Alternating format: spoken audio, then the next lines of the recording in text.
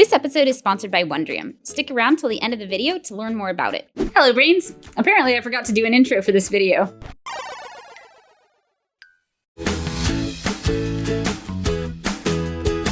This might be the first vlog I've done on forgetfulness. I've definitely done a lot of episodes on this channel about memory stuff, including like working memory, which it turns out is what is impacted in ADHD. But I don't think I've ever talked about what it's like for me on a day-to-day basis. The fact that this is one of the biggest things with ADHD is one of the reasons why I didn't take my ADHD seriously for a long time. Cause like, okay, yeah, I forgot my keys or I forgot to stop and get gas, but everybody forgets stuff, right? This is a universal human experience. Everybody forgets stuff. What I didn't know at the time was that that's true, but not everybody forgets things to the extent that those with ADHD do. It doesn't impair their lives on a day-to-day basis in the same way. One of the reasons why ADHD can be so impairing is because we live in a world that's set up to accommodate typical cognitive abilities. And so if most people can hold 6 numbers in their head, those of us who can only hold 4 are going to run into issues anytime we have to dial a phone number or remember what a teacher just said. This is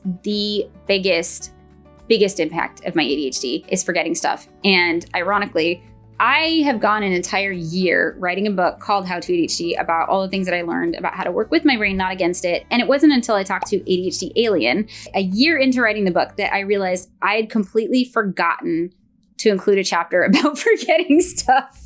And then I asked my researcher, who also has ADHD, to pull some research, and he said he could. And then when I checked on it, he said, I completely forgot. And then I was going to record a video and I completely forgot. And my point is, this is an issue. It's an issue. And that is one of the symptoms that I've had that's dated way back to when I was a kid. When I waited tables, I would sometimes look across the restaurant at a coworker that I had been working with for years and completely blank on what their name was.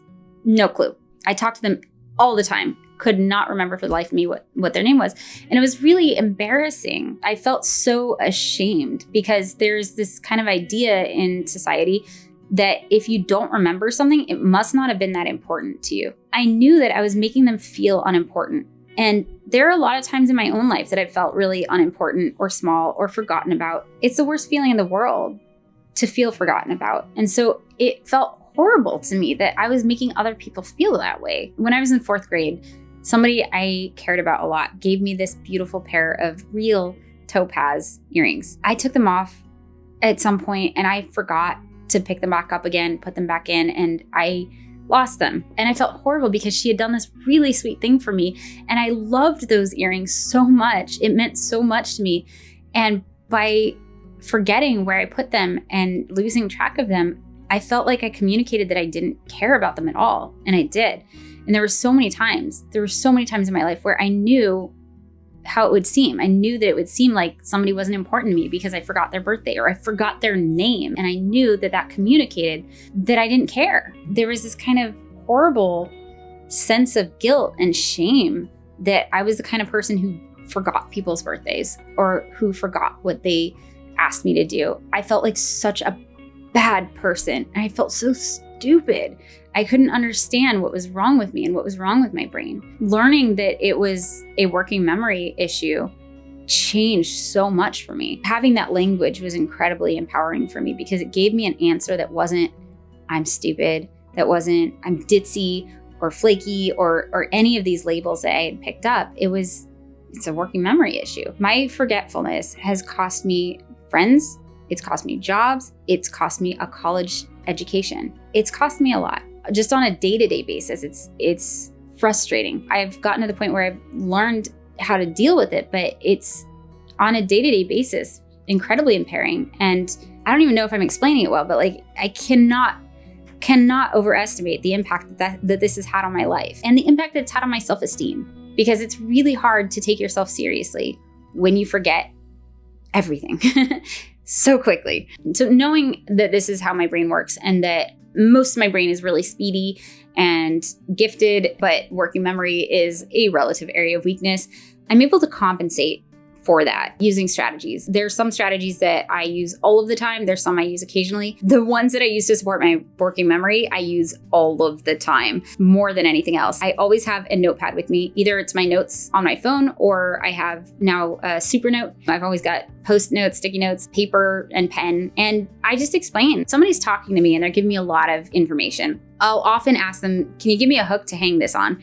Because you can chunk information together. If somebody's telling you a story and they're giving just many details, trying to hold all of them in my head until they get to the point is really difficult. But if they tell me what the story is about, then I can maybe put some of these details in the same category and I can hold them better in my head. Sometimes I will take notes.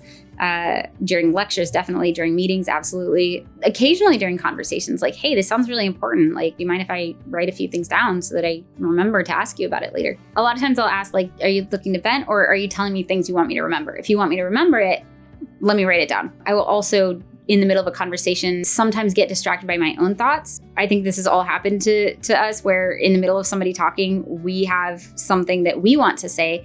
And so we'll either say it right away because like otherwise we might forget it, or we'll try and hold it in our heads. But that's now taking up a working memory slot, right? And so I don't have as many free for listening to what they're telling me. Often what I'll do is I'll take whatever it is that popped up into my head and write it down in my notes pad. I'll explain it to people. I've got something in my head I'm trying to hold in my head. If I write it down, then I can get it out of my head and put my whole focus on you. And I do this shamelessly now because I know how much it helps and I know how important it is. If people are gonna feel like disrespected or like I didn't care if I forgot what they said, I know that that momentary like, hey, I need to write something down is gonna be more respectful of them. It's gonna make it so that I can hold the information in my head that they're giving me. One of the unfortunate effects of me having an impaired working memory and not knowing it is I have a lot of anxiety now about doing things that are going to rely on working memory, like filling out forms, like making phone calls sometimes and remembering the information. And part of that is because it's boring, right? But a lot of it is just, I have so much anxiety about failing at it because there's just been so many times where somebody asks me, I finally get through and they ask me, hey, like, how can I help you? And I don't remember, or I don't remember my account number, or I don't know where I put it. There's so many times it's gone poorly that at this point, I almost need somebody with me, getting support for my working memory. So I can do this task in a way that doesn't rely on it.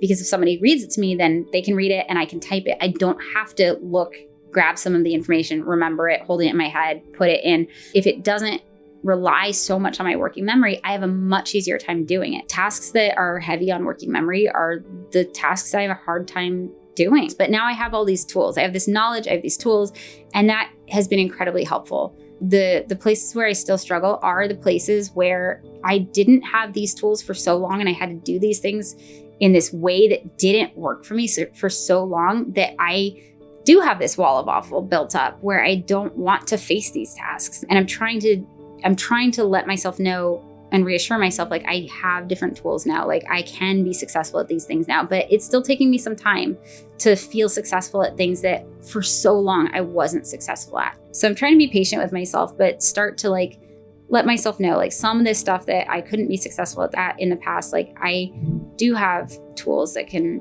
help me now, but it takes time. It takes time to undo that damage and to my image and understanding of myself. It takes time to feel confident doing things that for so long were such a struggle for me. And while I am starting to get to the point where I'm letting myself have things that, that I would be upset if I lose, the truth is I'm still going to lose stuff. So it's not a perfect thing. It's not like, yeah, the journey is over and yay, happy, the end, I don't struggle.